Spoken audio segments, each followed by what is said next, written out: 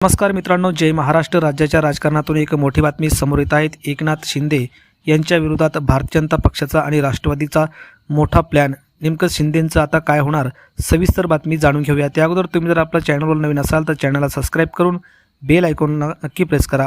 भाजप आणि राष्ट्रवादीच्या प्रवेशानं शिवसेनेत अस्वस्थता आहेत. कारण भाजप आणि राष्ट्रवादीत जे प्रवेश घेत आहेत ते नेते शिवसेनेच्या आमदारांचे विरोधक आहेत.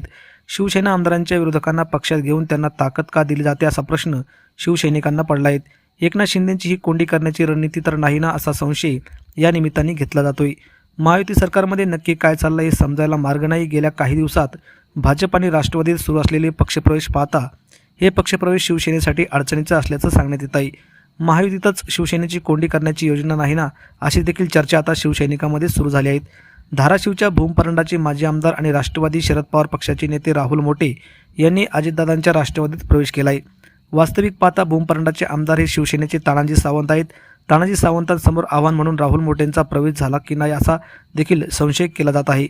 शिवसेनेविरोधातही तटबंदी फक्त भूमपरंड्यातच नाही तर राज्यभरात अशाच प्रकारचे पक्षप्रवेश सुरू आहेत. पुरंदरमध्ये शिवसेनेचे विजय शिवतारे आमदार आहेत. तिथं काँग्रेसच्या संजय जगतापांना भाजपमध्ये प्रवेश दिला आहेत. कर्जत खालापूरमध्ये शिवसेनेचे महेंद्र थोरवे आमदार आहेत. त्या ठिकाणी राष्ट्रवादीतून निलंबित केलेले सुधाकर घारेंना पक्षात घेऊन जिल्हाध्यक्ष केला आहेत.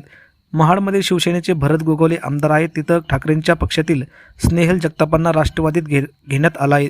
जालन्यात शिवसेनेचे अर्जुन खोतकर आमदार आहेत. त्या ठिकाणी काँग्रेसच्या कैलास गोरंट्याल यांना भाजपमध्ये प्रवेश देण्यात आला आहे.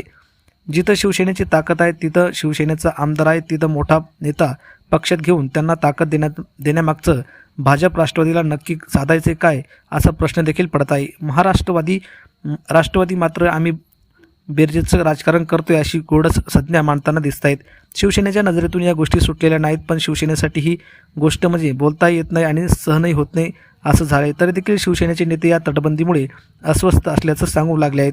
शिवसेना हो म्हटली तर शिवसेनेचं आणि नाही म्हटली तरी शिवसेनेशिवाय अशी तयारी तर पडद्यामागून सुरू नाही ना, असा संशय आता राजकीय वर्तुळात व्यक्त केला जात आहे. तर यावर आपल्याला काय वाटतं, आपल्या प्रतिक्रिया कमेंट बॉक्समध्ये नक्की व्यक्त करा. धन्यवाद. जय महाराष्ट्र.